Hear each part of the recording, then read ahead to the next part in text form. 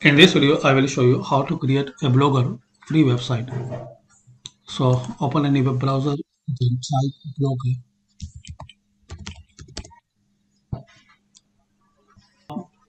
Click on blogger.com. Now click on create your blog.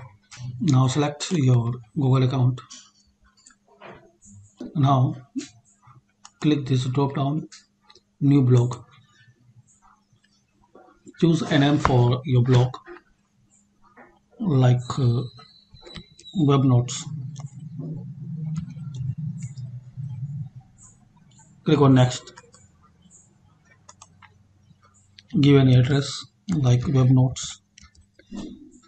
Check it's available.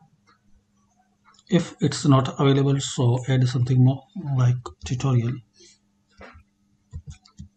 Then click on save. It's available. Yeah, so now your blog is ready. So like this you can create a free blog or website on blogger.com. Thanks for watching.